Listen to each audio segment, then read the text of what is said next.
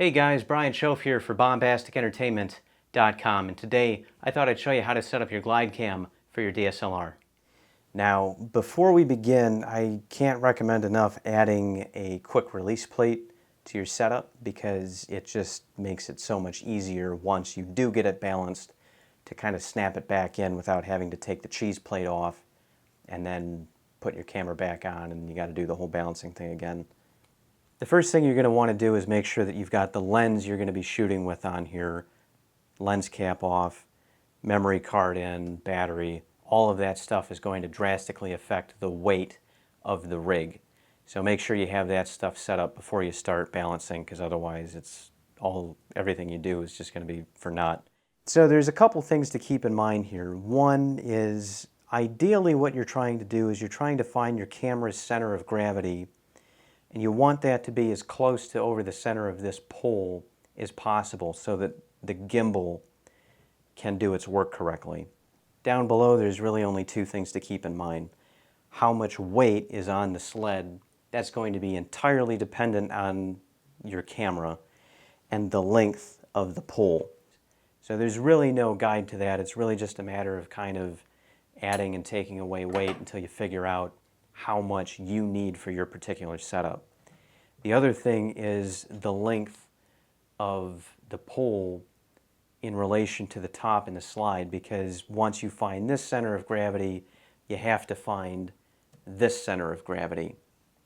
Now once you get your camera's center of gravity figured out, you're going to use the cheese plate and the mounting plate to do your fine adjustments on your individual axes. And it's important when you're doing your fine tuning to make sure that the thumb screws are all screwed in at the same length.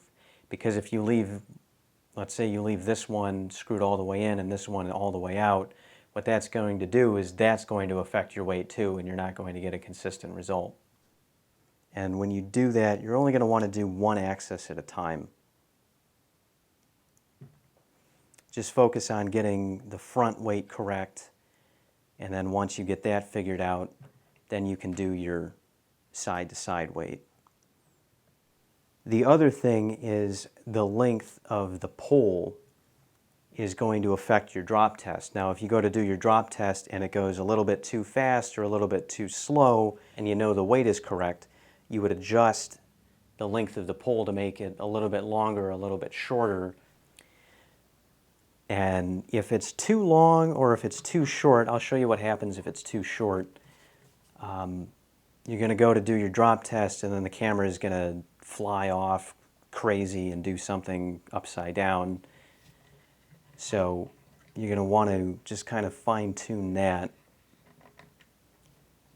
and get that so that it's still a little bit top-heavy.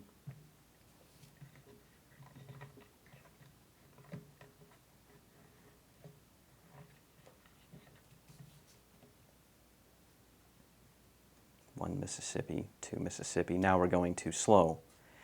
So it's really about just finding that sweet spot so that when your pendulum swings, you can get that nice, smooth action.